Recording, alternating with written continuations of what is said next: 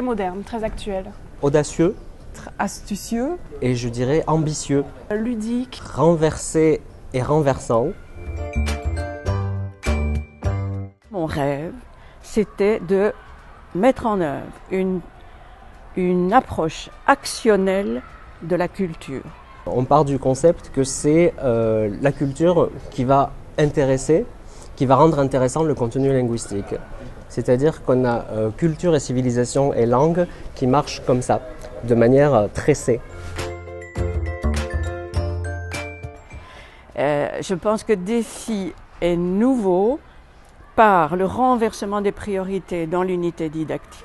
En général, dans une unité pédagogique, on a la petite pastille de civilisation à la fin, que très souvent les professeurs ignorent parce qu'ils n'ont pas le temps ou parce que les textes proposés sont trop compliqués. Dans Défi, on a renversé la logique, c'est-à-dire qu'on entre dans l'unité par la civilisation, la culture francophone. C'est la première fois qu'un manuel va intégrer des capsules de phonétique suffisamment simples et suffisamment précis pour permettre aux apprenants, aux professeurs de perfectionner leur prononciation, et cela dès le niveau débutant complet. On ne prend pas juste un petit texte pour parler du passé composé ou d'autre chose. Le texte a un intérêt propre et on s'intéresse d'abord au texte pour après voir la langue. Doublement stimulant.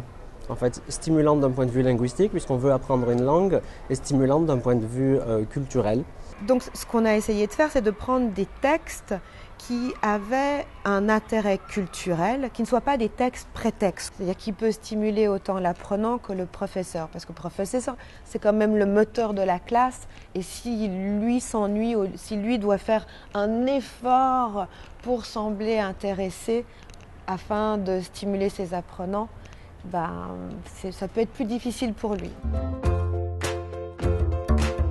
La boucle est bouclée, on part sur avant de lire, c'est intéressant, on parle du texte, on voit le point linguistique, on revoit le texte dans son ensemble et on se dit, bon alors toi, par rapport à ta culture, où est-ce que tu te situes? On a beaucoup de micro-tâches au cours des unités, en plus des défis à la fin de chaque dossier. Beaucoup de micro-tâches qui demandent la collaboration avec les autres apprenants. C'est aussi ça qui nous intéresse dans Défi, c'est l'investissement personnel de chacun, pas seulement en tant qu'apprenant d'une langue, mais en tant que personne. J'ai l'impression aussi que ce sera des étudiants plus curieux ou plus avides de culture, avec plus de confiance en eux. Enfin, moi, je sais que quand on connaît beaucoup de choses sur un pays, on a moins peur de parler. On a voulu que Défi ait un air de magazine. Coloré, visuel, dynamique. Défi, c'est culturellement intéressant, c'est lexicalement riche et c'est esthétiquement beau.